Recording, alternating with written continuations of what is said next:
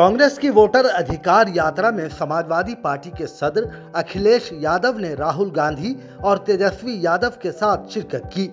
यात्रा के दौरान अखिलेश यादव ने बीजेपी पर सख्त हमला बोलते हुए कहा कि बिहार के अवाम को भी वही किरदार अदा करना होगा जो अवध के अवाम ने किया था। अखिलेश यादव ने मीडिया से बात करते हुए कहा कि अवध के अवाम ने बीजेपी को हटाया है, हमें उम्मीद है कि मगध के लोग भी बीजेपी को हटाएंगे और बीजेपी की हिजरत होगी। अखिलेश ने इलेक्शन कमीशन पर सवाल उठाते हुए कहा कि एसआईआर धोखा देने की बात है, ये सरफिरा फैसला है। उन्होंने कहा कि कमीशन के इस फैसले से जाहिर है कि वोट चोरी के साथ साथ वोट की डकैती की तैयारी है। हमें खुशी है कि अवध से हम लोगों ने बाहर किया बीजेपी को।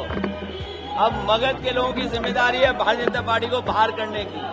अवध से हटाया है बीजेपी को, मगध से भी बीजेपी हटेगी। लेकिन एक बात जो साबित हो रही है कि भारतीय जनता पार्टी का बिहार से पलायन होने जा रहा है। ये इस्तेमाली पार्टी है, लोगों को बर्बाद कर देती है इस्तेमाल करने के बाद। Bureau report, Deccan media.